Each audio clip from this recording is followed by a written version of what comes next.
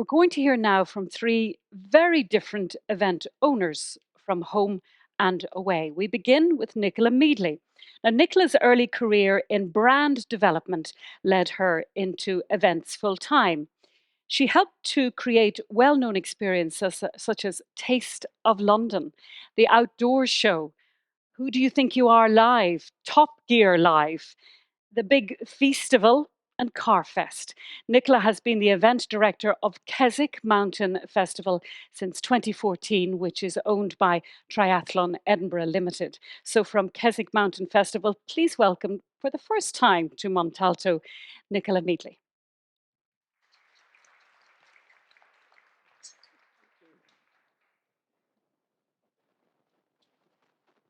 Thank you, thank you.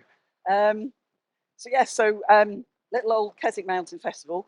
Part of the reason for this picture is I know it's obliterated by the logo, but it just gives you a context of the beautiful environment they sit in. So this field here that's where the festival, that is the festival happening, and this is taken from a peak called Latrig, which sits above Keswick. So it just gives you a context of the beautiful environment that we are fortunate enough to be able to work in. And this is what it is. We think of it as the sort of ultimate outdoors weekend, and we put on, a whole sports program, a festival village full of traders, brands, have a go activities. We have speakers and films. We have some live music. We have camping. We have sort of classic festival, but good festival food and drink. So that's sort of what it is. A little bit of history. It was launched. Did I say it was launched? 2007. By the Keswick Tourism Association, and their job. Am I getting where that print was coming from? Sorry. They're a body that's mainly made up of accommodation owners. Keswick, as I'm sure you know or would imagine, is every other house, or probably more than that, is a guest house or a hotel or a B&B. So their main objective was to create an event which filled up beds, and they put on a program of activities which was from the local activity providers, of which there are many, doing guided walks, guided mountain bikes, guided cycling, other cycling and that sort of thing. It was very successful. Lots of people came to Keswick for it, and it was too big for the KTA to manage essentially on a volunteer basis. So it was taken over by a local company called Bluestone Events. They ran it for a couple of years and started to introduce the sort of more mass sports, the competitive sports, rather than the guided activities. And they also started to develop the festival village on sort of Croke Park by the lake, as you saw there. And they just started to do some early work there. But again, it became too big for them to operate. And so a joint venture was formed with a company, Brand Events, who I used to work with. And we invested money in promotion and in some infrastructure and in some more features in the event. So we introduced a large live music stage and a pop-up campsite, because Keswick was getting full of people. We sort of needed a sort of expansion space, if you like. And as I said, more money into investment into marketing. I would say Brand Events wasn't necessarily the natural home for the event, and some of the instincts of the company weren't necessarily the best moves for the event. And in 2019, it was sold to sports events organisers, as Donna mentioned, Triathlon Edinburgh, which is essentially a company that's owned between two sports organisers. And so really improved the sports delivery and also improved a lot on some of the local relations, which I won't go into detail, but it sort of hadn't been managed that well under Brand Events. And this is what it looked like in 2022. Of course, the weather's always like this. Oh, we wish. So you've got sort of, that's looking the other way. So the lake is this side, if you like. The lake is sort of in front of you. And at this point, we have the lakeside stage, which we'll come on to where we are with that, and then that Skidder, Mount Skidder in the background. So it's as I say, I wish it always looked like that. It does sometimes. And so then the COVID years. I overheard somebody when I was getting a coffee saying, none of us really know what normal looks like, and I'm sure we're all in exactly that boat. How do you track how your event's doing? Do you look back at 2019? Do you look at 2022? No idea. You just sort of, it's very, very difficult to know. So 2019 was the first event that I ran with the sort of the new team, the people who had bought the event, and it for a whole loads of little reasons that all added up to it. It was the best festival that I'd been, from the best KMF that I'd been involved with. It just had a fabulous vibe. The weather was reasonably kind. We always get every kind of weather, as I'm sure you do when running your events as well. But it was then, and then obviously, 2020 happened. I think, again, an experience that I'm sure is mirrored with lots of you. I think we cancelled it 3 times or postponed it 3 times. Initially, we were going to run it in September. Then we were hoping to do it in May 2021.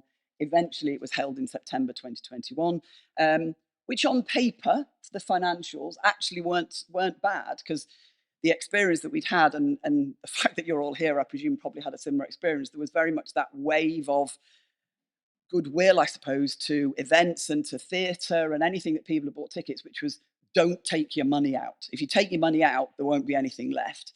So I think only 20% of people asked for refunds. Every time we cancelled, only 20% of people needed to change their tickets. So lots of people left the money in our event, and I know they left the money in lots of other events and in theatre and that sort of thing. So, thank goodness for the goodwill that was there.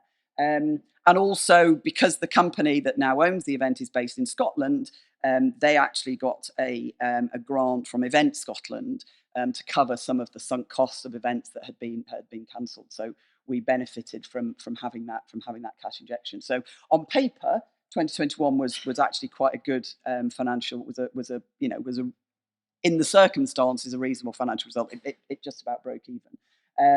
But as an event, it was all right. Lots of people didn't come. That had tickets, because, as you know, that autumn was very busy with all those events that had been cancelled. There was a heck of a lot going on every weekend. We then wanted to move it back to May. May dates is better for the overall sort of structure of the company. Keswick Mountain Festival is the biggest event that we run, and it's better that it's at the start of the season, because after that there is then 6 months of sporting events that then happen, and and Keswick Mountain Festival would slightly get lost in that. So it's better that it's at the start of the season from business structure, and that was all right. We had the previous event had only been 8 months ago, so that sense of, I've only just done that. We put tickets on sale, and in the October, it was only just done that. It feel like it just happened. Plus, if you remember, the last official COVID wave was that spring, the sort of February time. I don't know if you remember, it was the Commonwealth Games that year, and there was a lot of chat around the Commonwealth Games about athletes who'd got COVID in the spring and were finding it really difficult to stay fit and keep fit. And we had the same issue with sporting competitors at the Mountain Festival, which makes up, the bulk of, a lot of what we do, and I'll come on to that in a second. So it was quite tough. It was quite a tough year. And on the back of that, we sort of said, we need to stop. We need to look at what we're doing. We need to, analyse the festival, and because we can't go into another festival financially just kind of with our eyes half closed and our fingers crossed. That's not really a viable strategy. We need to be clear on what we're doing. So we sort of, initially it was right, we're not going to do anything, and then we sort of unravelled that a little bit and thought, well, if we don't do anything at all, we know that there are some competitors or other event organisers that sort of would love to get their hands on the right, if you like, to run Keswick Mountain Festival. It's a pretty special place to be able to run the festival. And if we leave a gap, there's a real danger that we lose it. But also, as you guys all do as well, we've all got social media accounts that need fueling all the time and need a conversation that's kept going. And if you say nothing for 6 months, then or a year, then suddenly you're sort of back to building the momentum on those again. So we took the decision to create sort of KMF Trail Running Weekend. Trail running is our sort of biggest activity. It generally attracts sort of between 1,500 and 1,800 people across 4 distances. So we took the view to run that. We kept it as a weekend activity because we wanted as much as we could. We knew that the tourism industry would miss that weekend. They tell us it's like having a third bank holiday weekend in May in terms of the take up of booking. So we wanted it to be billed and to be promoted as a weekend. So although we had all the trail runs on the one day on the Saturday, we had activities going on in the town. We had other activities going on the Sunday that were organised by local retailers. We had stuff going on in bars that were, on the Saturday night, just to try and encourage people to spend the weekend there. And that went well. We did actually have the perfect festival weather. It was sort of sunny but not too hot. It was, if you could have ordered the weather, it was perfect. So that's always going to happen when it's a smaller festival, obviously. And so this year we are back with a full festival program. We've changed it a bit, and again, I'll go through some of the changes that we've made. And as I say, it's difficult to kind of track, because what are we tracking against? But it's we're sort of hoping for following wind, and it's looking all right so far. But I'll come to that in a sec. So this is very much a sort of overview, as you can imagine, and if anybody wants to talk about this in more detail, I'm happy to do that. But in terms of the issues, I think we felt that local relations have been a little bit up and down, and as the festival has grown, it's sort of, we've needed to sort of keep people in the festival village, that we've sort of got sport going on from early morning. We've got a festival village that needs people to kind of feed it. Our traders need people to come through the gate. And then we had music going on until 10:30 in the evening. So, although we know from our research and from talking to people that lots of people do go into Keswick as part of their weekend, the festival isn't big enough for it to be a whole weekend spent just there. But from an event perspective, we were sort of needing to keep people on the site, which means that, we're not encouraging people to go into the town. And there is a much greater emphasis on sporting events and people signing up for those mass participation events, rather than necessarily the guided events that are part of the sort of local, that are delivered by the local companies. The live music in the evening was getting increasingly difficult to police, and we could see the costs of policing that just going up and up and up. It's a strange scenario when you've got... So obviously, it was very well supported by local people, and why wouldn't you? It's literally going on in your backyard, a fairly big concert, and we had, people like, we had Katie Tunstall one year. We had, some reasonably well-known names. So why wouldn't you pay, 30 quid and go to, or 20 quid if you're a local, go and see a concert that's literally in your backyard? But what then comes with that is the sort of comfort of being in your own backyard. And yeah, the kids can go and mess around, and yeah, the kids can go and get drunk, and yeah, the kids can go and throw up all over the tracks that the people are going to be running on Sunday morning. And it was like, oh, I'm not sure we want to be running that event. And literally there's one point, we say, obviously, it's a licensed premises. Under 18s have to be accompanied by an adult. And there was two girls at the door coming in at the gate, and I was called by security to come and talk to them. And they can't have been more than 13, 14. Where's your dad? Always having his tea. I said, well, look, you're going to have you can't come in without an adult. So, can you phone your dad? Oh, can you speak to him? So I spoke to that. Oh, yeah, all right, I'll come up. He literally ran up with his napkin still tucked into his trousers. Had a ticket, but obviously wasn't planning on coming till much later. He'd sort of sent his girls up. And so, he came in and they came in. And of course, 10 minutes later, he's gone back and finished his dinner. And because it's in people's backyard, that's kind of how people behave. They wouldn't behave like that at, Manchester Arena, or, they just behave like that because, well, it's just around the corner. But we know, and you will all know as event organisers, that, if the authorities see that getting out of hand, we're the ones that, have to police it. We're the ones that, get the book thrown at us. And we could just see the costs of that getting higher and higher in terms of physical security and personnel security. And also, mainly as a group, mainly sports event organisers, that wasn't an event that we wanted to run. So one of the decisions we made was that we're not going to have that big concert. We're going to turn the music down, sort of literally and metaphorically. We know from our research that we generate about, 1.3 million pounds into the local economy through obviously people coming and staying, the money that we spend with local suppliers, etc. But we get no support from the local authority. And I think one of the issues is the event has grown organically, and is now very much, even though it rarely does more than break even, it's seen as a commercial event, and therefore that it doesn't need seed money from the local authority. And therefore, even through the COVID years, the local authority wasn't prepared to support us in any way. And as I've said, it's an event that has got a lot of moving parts. and at best breaks even, which doesn't give us the money to invest in future content and so on. So those are some of our issues, but there's also a lot of strengths. I mean, one of the big strengths is the location. You saw the beautiful pictures at the start. Keswick is is a tourism honeypot. It's an incredibly well loved place. The surrounding the surrounding geography is the perfect playground for outdoor enthusiasts. It's the ultimate place where you want to go and fell run, or you want to go and ride a sportive over the lakeland.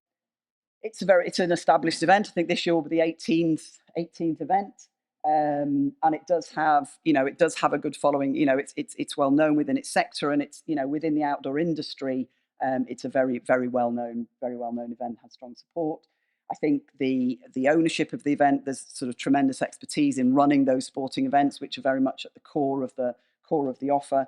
And I think another opportunity that we have, the sort of accessibility to the outdoors, and this sort of access for all is a very big topic within the outdoor industry, which hill walking and fell running is historically been a very sort of white Middle England sort of activity, and introducing breaking down barriers for other groups to get into the outdoors and to be able to enjoy the outdoors and get all the benefits of being in the outdoors is a really big topic. And I think there's an opportunity for Keswick Mountain Festival to play a really big role there.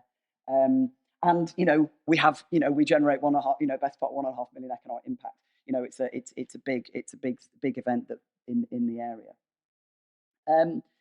So we sort of came up with a sort of 5-year strategy, which is to grow our authority, sort of create more loyalty, and really have a positive impact for the visitors, for the town of Keswick, and for the environment that we operate within.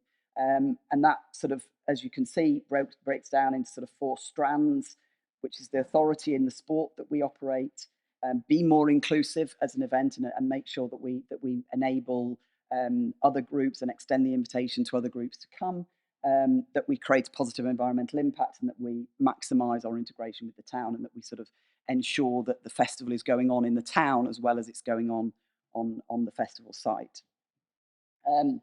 So this year, we're back to our sort of, I think it's 17 sporting events. So we have 4 trail runs, 3 hike challenges, 3 swims, 2 triathlons, 2 sportives, and a new adventure race. We run a primary schools sort of duathlon that happens on the Friday. Excuse me. So lots of back to that. We've put more emphasis on speakers. So we have a broader range of speakers in outdoor sport. Chrissy Wellington, Sean Conway, Cameron McNeish, Alan Hinks, names that if you know the outdoors, you'll probably have heard of. We launched a couple of years ago an accessible adventure zone, and that's growing. And will be sponsored by Lake District National Park this year, which is great. We're working with groups such as Black Trail Runners to as I say, extend that invitation to other groups from other backgrounds. The live music is coming from local musicians, and we have a bandstand that will just be sort of acoustic, and then we have a big top, which is a sort of more of a sort of limited capacity covered venue, replacing, as you saw, the sort of lakeside stage. And then the Legacy Project is something that we've launched to generate money through donations, through the trade, through visitors. We have a sort of no tea option in the sporting event finishers with their T-shirt. Then the money that we would spend on the T-shirt goes to the project. And Cat Bells is a very sort of well-known and well-loved peak that literally is our sort of backdrop. So it's a peak that is well known to everybody that visits. And as I've already mentioned, lots of evening activities, particularly going on within Crow Park. That's sort of within the town outside of Crow Park. And our revenue streams, sort of, you'll be familiar with ticket sales and trade sales. Sports entries is a big part of what we do. We'll have about 3,000 people doing those various sports this year. That's varied. I would say in 2019 it was probably close to 4,000. So it's a bit up and down. We also sort of sell festival tickets. So with your sports ticket, you get access to talks and you get access to have a go activities, or you can just buy a festival ticket, which means you have access to that stuff without having to do the sport. And then we also do our evening tickets, so sort of our evening speakers. You can just buy a ticket for an evening speaker as well. And then in trade sales, we have obviously sponsorship, and then we have people who just are taking trade stands to promote brands or to sell products or sell travel travel packages and so on. Our 2022 sponsor lineup was very strong. I don't think this year will be as strong as that. There's quite a few. It's again, no news to you guys. It's quite tough out there. I found that a lot of brands and a lot of finance directors are holding on to budgets and only releasing them on a quarterly basis. So a lot of marketing managers out there are quite frustrated at the moment that they're not being given the budgets that they did have, or they're being told they can't commit to stuff yet. But we are, we're getting some of those. So Adidas Terrett's still with us, Timothy Taylor are with us, Aquasphere is one of our sponsors. So there's quite a few on there. United Utilities are with us, and there's still quite a few coming through. But I don't think it's going to look quite as strong as it did in 2022. And then we all, I know, have our sort of own language, and I know we'll talk. There's sessions about this later on, but I suppose we break down into a title sponsor. We don't have a title sponsor this year, but Land Rover, our title sponsor, a couple of years ago, and they very much, we worked with their team very closely. They very much became part of our team. Although I managed them, if you like, as an account, all of the team worked very closely with them to deliver on the benefits that they wanted to, and they had a very big on-site presence. We then have festival partners, of whom Timothy Taylor's, the brewery, is probably the best example of the way in which they essentially they're our sort of official beer of the festival. They bring their branded bars, but they sort of pop up. They provide bottles of beer for presentation packs for all the winners, and bottles of beer for all the sort of second and thirds and category winners for all of the races. We use lots of Timothy Taylor bunting around the show, and they sponsor. They provide beer for our sort of welcome, sort of VIP welcome drinks on the Friday night. So they just pop up around the festival in a really supportive way. And they want those opportunities, and we give them those opportunities. So as a partner, you sort of see them across the festival, and obviously they get promoted in advance as well. We then have a number of feature sponsors. So Lake District National Park, literally confirmation this week that they're sponsoring our Accessible Adventure Zone. But you've got Aquasphere sponsors our swims. United Utilities are a smaller sponsor for our sort of water refills. And then obviously promoted in advance along with that feature, and promoted on site as part of that activity. And then we also do a sort of associate sponsor, or sometimes we could call it a sort of enhanced exhibiting, which is literally we'll promote in advance that this company's going to be there, and we'll do competitions with them. And K Adventure is a local, actually literally based in Central Car Park in Keswick is their address, but they're quite a big travel company, and adventure travel. So they're always a part of the event, but then pay to do more activity as well as just be there. And that just gives you a sense of, you saw it in the picture taken from above, but how we organise the festival, and it's and you can see there the sort of various features that we have, and where the bars are, and the various things that people can sponsor. And obviously with our start finish line is takes a central place in the festival, and is a real sort of place of lots of energy. And there you go. That's back to the beautiful picture, not obliterated by the brand logo this time. There you go.